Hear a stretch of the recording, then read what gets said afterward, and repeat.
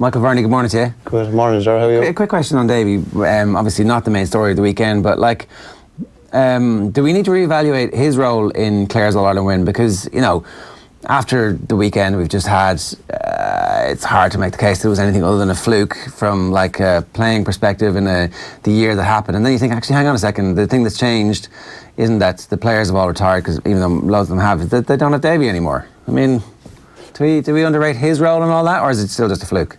I don't think it was a fluke now, to be fair. They have too many good players, whether they have 20 unbelievable players or the squad, but they still have 6 or 7 very, very good players. But what he was kind of, not slated at the time, but he was kind of got a bit of flack. He played a system that he thought would work with them, and it did. It utilised Tony Kelly, it utilised Podge Collins like nobody else has been able to do since. Yeah, so do you know, there's immense credit for that when you consider it. So, Clare are actually also one of the other stories of the weekend. A big win for them, and they're gone. Yeah, mad, yeah. A kind of restoration of pride, I suppose, because God, they needed to do something with the summer. But when they can have no complaints, and Anthony Daly in studio was maybe a bit tongue-in-cheek about Limerick's effort, maybe. But when you look at Clare's scoring difference, they can have no qualms whatsoever. They were blown out of the water in 2 games. Donald Maloney wasn't exactly happy with certain commentators after the game, suggesting they come out from behind the typewriter.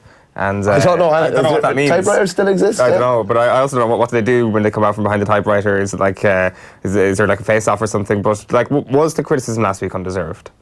And based on the 2 performances, blown away in 2 Munster Championship games, I don't know, I didn't see that much criticism either. They're obviously feeling it to a different level locally, and it's probably local papers, local forums, but I always say, anybody that reads anything or takes heed of anything that's written in those discussion forums, and you'd be foolish to, there's no... I presume he means journalists as opposed to...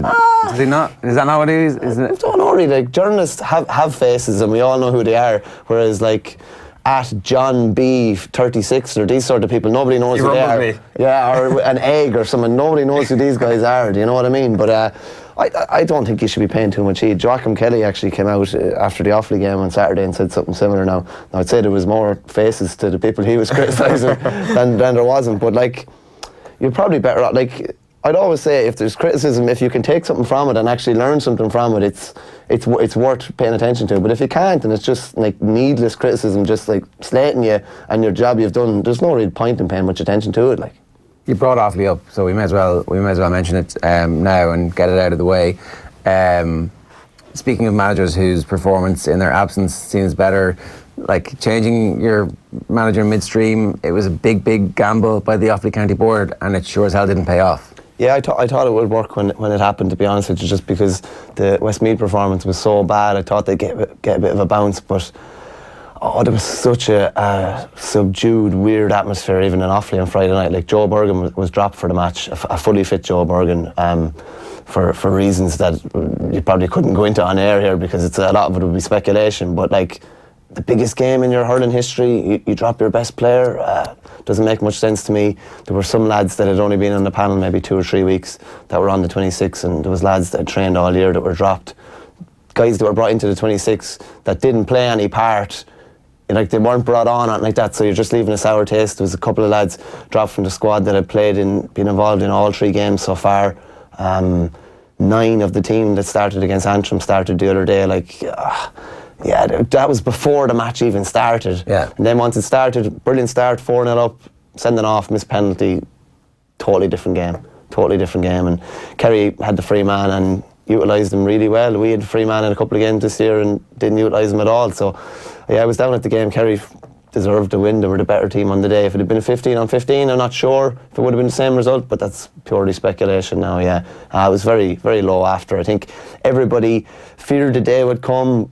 But it's one thing saying, we'll be in Christie Ring. It's another thing when it actually happens, and it's just you're not in the top 15 hurling counties in Ireland, and there's no guarantee that you're going to come out of the ring. It's grand saying, we'll come back up next year. We thought that when we go back to the Joe McDonagh. Yeah. And now Shane Dooley and Joe Bergen probably walk away, I'd say. And then you're missing your 2 best forwards, and how are we going to score? How are we going to put up scores? The 2 20s that's going to be needed to win Christie Ring. So worrying, yeah. All right, let's move on to the good stuff of the weekend. Yes, please. Move away from that, please. From a Dublin perspective, the performance had kind of been there.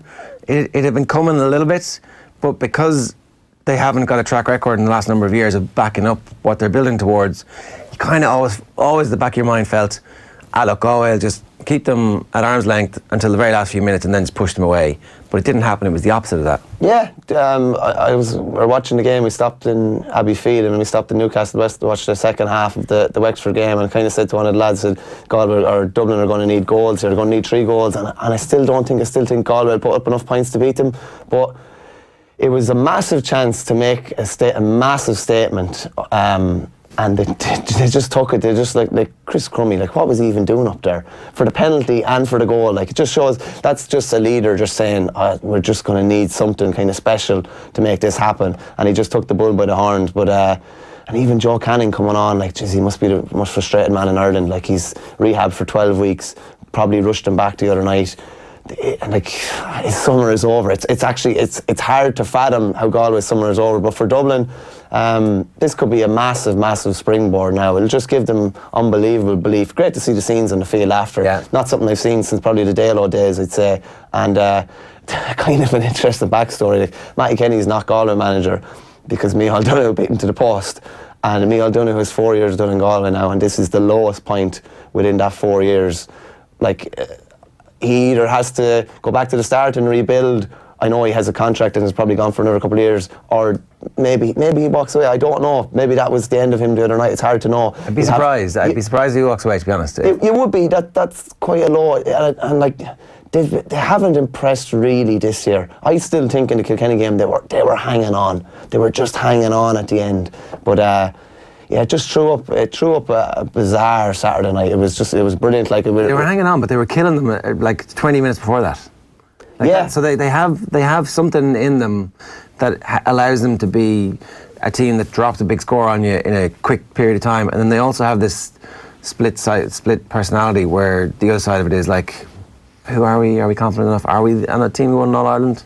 Yeah, like as I said to you, I think it was last week, like in the replayed Leinster final was the same. Blitz let Kilkenny back in. The All-Ireland semi-final, the All-Ireland replay was the same. When they didn't get to start against Limerick, they weren't in the game. Yeah. They're capable of doing this kind of blitz and then they just seem to switch off, or I don't know, they kind of bring some trouble on themselves. But Conor Whelan going off the other day was huge. Like he's just, I know Owen O'Donnell went off for Dublin and was a massive loss, but Conor Whelan's just that, yeah, he just was taking all the responsibility on his shoulders over the last couple of weeks in Canning's absence, and him being missing just didn't help. And Dublin just smelt an opportunity, and in fairness to them, they just went for it. This was the glorious opportunity that they had to try and take, and they did, and it just turns their season on its head. You've got to say Conal Keaney is a cult hero now when it comes to Dublin GAA.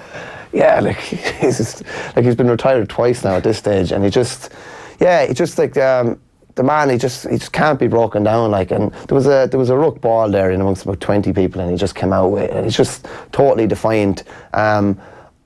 It is a point as well. Like, you can have all your youth and everything in your pace, and that it's hard beat someone like that, someone with that experience that just continuously has stood up under pressure in the last 10 years. And remember, like, he left the most successful football team we've ever seen. Like, when he left, basically, they went on to the outrageous success. He left to go back to his true love, which was hurling. And it's, while they haven't maybe won too much, he's got a league and a Leinster title. It's for nights like that. That's why he went back. And it's for nights like that that's why he answered the call from Pat Gilroy. He got a big shoulder operation over the winter as well.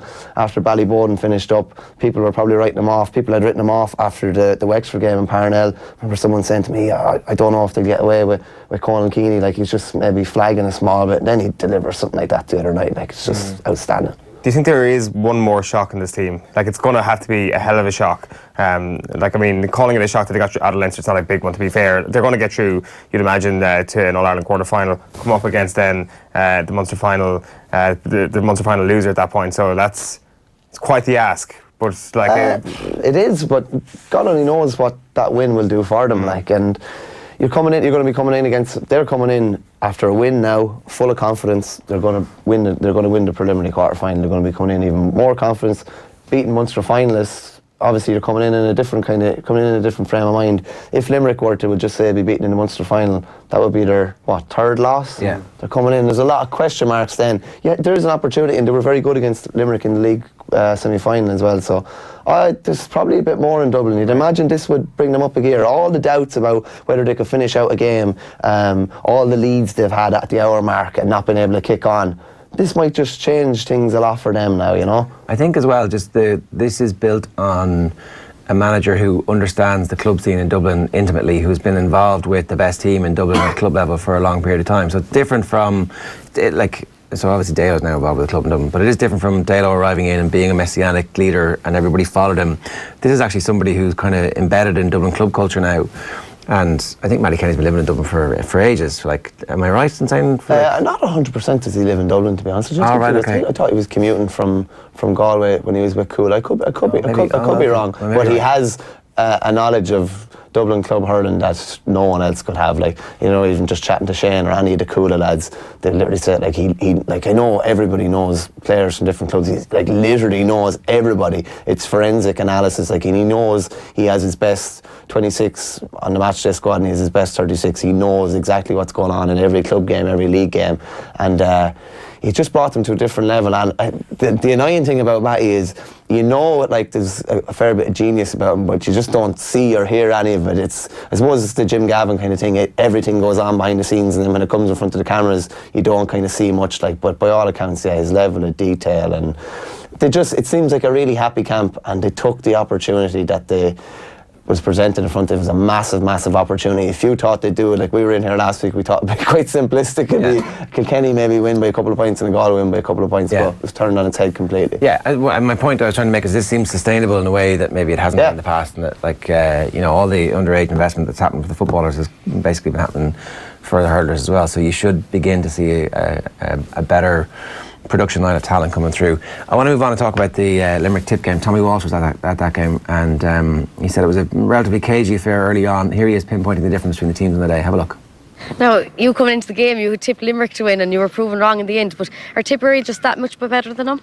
Yeah, I was wondering before the game, would Tipperary be able, for the intensity that Limerick, I suppose, bring to every single game? And they answered me. They really were, because I think they've been training like that since they went back in November. Everything is about hard work, everything is about speed, movement. And when they were hit, the first ball Bubbles got, he was soloing in to the goal beyond at the town end, and there was a goal chance on, and 3 Limerick lads put him to the ground, and I was there, is this a sign of things to come? But by God, they got back up and they worked like dogs, and at the end of the day, it was their efficiency in front of goal. When they got a half chance, turned, twisted, flick of the wrists over the bar, and John McGrath did it, Bubbles did it, Shamie Callan scored, I'd say 1-4 here today, and just a brilliant, efficient performance from Tipperary.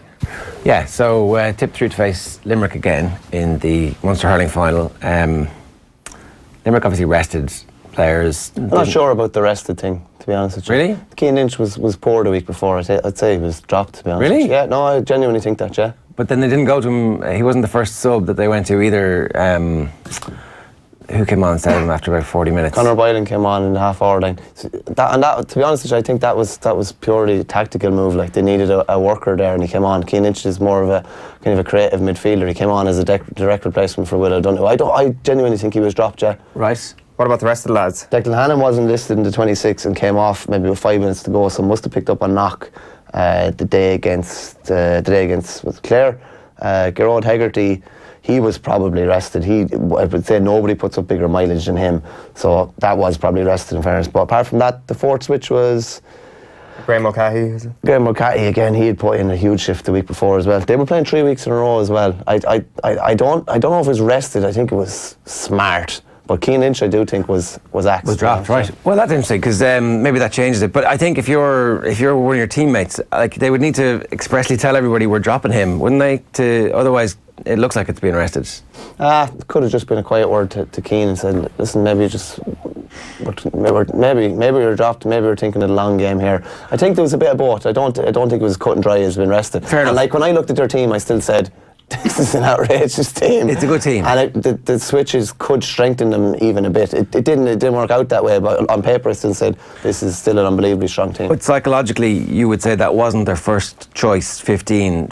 So I expect the team for the Munster final to be their first choice 15, and I expect some of the players who were unavailable to be suddenly in the team again. Do you know what I mean? Yeah, no, I do know what you mean. So, yeah. it's not that there's a hint of complacency, but it was described as cagey by Tommy, and like, I don't expect the Munster final to be anyway cagey. I expect them to go and try and kill each other from the off. They will, yeah, definitely. It was weird. Limerick there was an awful lot of uncharacteristic mistakes, but a lot of it was just forced upon them by Tipperary. Like their short passing game, I don't know how many times, like, there was just tip bodies in their face. A lot of the exaggerated passing out of defence was just, they were under more pressure. There was more hurls getting in, there was more bodies getting in, and it just wasn't maybe as fluid as we've seen before. A lot of that was to do with Tipperary. So Limerick would have learned an awful lot more from that game than Tipperary. And of course, like, Tip have like two probably, I'd say they're both out now. I'd say Cottle Barrett probably twinged his hamstring. It looked like, didn't look like he did a bad job on it, but he's probably going to be out for a couple of weeks. Bonner, they were saying it was what looked like a serious knee injury, so his summer could be over. So that's two of your it's your man marker and your ball winner and your forager. So, and he'd been back at his like peak. He'd been playing his best stuff probably over the last like 5 or 6 years, I'd say. So, but I don't think it's as cut and dry as saying Limerick should improve an awful lot and should have learned an awful lot. But like, Tipper just they've just kept their performance at that level the whole way through, which is phenomenal in itself. And like, just I don't know if he gets the credit he deserves because he just keeps doing it every week. But Pádraig Maher is just, he's actually an animal. Like, when he gets the ball, it's either a foul. He just seems to be foul every time he gets the ball, or either that or he clears the ball up the field. The strength, I don't think there's ever been a stronger hurler to have played the game. He actually looks like he's jumped down off a wardrobe straight into the shirt. Like, that's the only way you could get him in. Like, he's literally bursting out through the shirt, and he played that role just at the edge of the D, and very cleverly they were just able to cut off any sort of supply to Gillane. And Limerick are maybe becoming a bit too reliant on Gillane. I know every team is maybe a small bit reliant on their best forward, Horgan for Cork, Canning for Galway. But when Gillane is held somewhat from play, they don't look like, at the moment, like there's someone else that's going to get 1-2 or 1-3 that he will get, which is a bit of a worry. I think as well, Limerick are still at a very early stage in their evolution. The fact that they won All-Ireland early on kind of means that we don't think about them as like that. Like, but if you know the point you're making about Tipperary, about teams being reliant on the top scorers, Tipperary now have a bunch of players who will be able to step up. Like Conor McGrath was quiet yesterday. Callan steps up. Bonner would say that would usually get a goal and set up a lot of scores. He was obviously had to come off. Dan McCormack came in and he set up 5 or 6 scores. Like, so they have that Kilkenny-esque thing from the noughties where if one lad doesn't play, it's okay. There's another lad that will, which is a great luxury to have. Yeah. So are they still in a tier on their own, those two teams, or is anybody close to them? Yeah, I'd have to say those two are a bit ahead. You would have to say, especially like I fancied Cork for the All-Ireland. A bit of a setback yesterday, definitely, and there's serious question marks over them. You'd have to say Tip and Limerick are a step ahead. You'd have to say Tip are like just slightly ahead of Limerick at the moment as well. We'd have to see what the Munster final brings. Cork are going to face Wexford or Kilkenny more than likely. And I mean, it's hard to pick at this stage given the team just had a draw. You probably would make Kilkenny slight favourites on the basis of tradition, but like, Wexford are coming, and who knows what the truth is about where Kilkenny are. So you would make Cork favourites at this stage to win that game, which will probably be in Thurles. Would that be right? Yeah, the quarterfinals should be in Thurles. Yeah, I would still fancy Cork to get back to an All-Ireland semi-final. If they get back to Croke Park, anything could happen. That's so perfect for them. They'll back themselves against Limerick or Tip. 100%. Yeah, very, very interesting. Yeah, just on the Wexford Kilkenny game, like Kilkenny probably did well in a way to get a result, given that TJ was like ineffective. Like Mahan, just his brief was just don't let him near the ball, and that's basically what he did. Adrian Mullen stood up, I suppose, and got 1-3. But there's the scenes at Wexford Park after the game as well. Yeah, so. it's great. Like, in fairness, and I just loved the confusion at the final whistle. Like, I didn't know the permutations off by heart, but we were watching it in a pub in Abbeyfield on the way home from Tralee. And the one permutation I did know that it was that if Kilkenny and Wexford drew and Galway lost, they were out. And there was such confusion, and there was a couple of boys there in Limerick tops, and they just kind of were leaving the pub, and we had great old crack with them. I just said, you can shove your Munster championship up here or whatever, and it's great, and it's great that like a championship maybe that has been not particularly exciting or the odd game here and there, like the last 4 or 5 weeks has just been unbelievable, in fairness. Yeah, you know? There's still, it's been unbelievable because they've been so level, all the teams, the 4 top teams. And it's weird with Galway, basically it all comes back to who beat Carlow by the most. And Galway didn't, and I was at that first game and they were 6 points, it could have been even 3 or 4. Yeah. And that's what it comes back to, basically. Yeah. You know? Yeah, you do wonder if that's the right way to, if like, I don't know, was it 2 decades ago, there used to be a qualifying system for the Euros where they would take out the bottom score because Liechtenstein, Luxembourg, all those tiny countries were skewing the goal scoring chart, so they would take out your results against the bottom team. Yeah. And then it was your scoring difference against the good teams. I don't know if that has to be done, if there's always going to be a team who ends up getting there's probably talk about it now, just because there's a good bit of furore about Galway being out, I suppose, and like Cork getting through and Limerick getting through on 4 points, having lost 2 games as well. It's an unusual kind of scenario, you know. But that is the big if there's going to be 9 teams versus the rest. It does seem that, again, after 2 years of this round robin format, that the gap is only widening, really. If anything, Carlow maybe have closed the gap a little bit, but I think Dublin have pulled away again. I can't see that changing anytime soon. No, I don't see it, especially like you were talking about it on one of the days last week, I think it was Friday, like Paul Cody's, all his tweets, his unbelievable tread, like, and just see Carlow are going to drop down, so whoever comes up, it's a pure baptism of fire. By the time you get your feet, you're gone and you're coming back down, and Carlow are probably coming back up a year after hurling a year down a lower grade, so like they're not going to get any closer within that year. If anything, they're going to get further away. Like, so, yeah, you'd imagine the gap it's definitely not going to get any closer anyway. You'd imagine it's going to expand even a bit more. Just the way the system is, and I know there's talk of Leinster like change it to 16. It definitely won't happen for next year because it can't. They can't change the championship rules for next year's championship, or Carlow can't change the rules for this year's championship. So the gap is probably going to widen. Yeah, to be fair, Carlow were closer than Offaly were last year, but it'd be hard to say the team coming up, Laois or whoever, or Westmeath, are going to be closer than Carlow were, you know. All right. So, can any of the Leinster teams beat any of the Munster teams? Yes, probably can't beat them twice. They couldn't beat probably a Limerick and a Tipperary back to back. But yeah, I would still fancy Kilkenny to take someone out. Yeah, I don't think they'll win the All Ireland or anything like that, but still fancy them to take someone out. So they could reach a semi-final if they get beaten in the Leinster final, and they could reach a final if they win Leinster. Yeah. It's such a, for Davy, winning the Leinster title is unbelievable because they get Leinster title, obviously, but they're in All Ireland semi-final, which they've been craving for God knows how long. Yeah. If they deliver some sort of a performance that day, could be an All Ireland final. Like, you know, it's great. There's great kind of. There's stuff on both finals this year. It feels like, in a way that there maybe hasn't been that much for the last couple of years. Like, even when Cork won last year, it didn't feel like it was catapulting them towards something. Whereas if Limerick were to win this year, they kind of need that time off, I feel. And if Tip were to win, it's like, well, look who we are now. We have established ourselves as the big dogs. Yeah, you're probably right about Limerick. Limerick could really probably do it going through the front door at this stage and resting up a couple of bodies and been right for an All Ireland semi-final. Whereas I know they're preliminary matches and a quarter final, but there's still matches. Yeah, it suited them last year. Probably doesn't suit them this year. No, you've got to show up for them. Michael, good stuff. Thanks for that.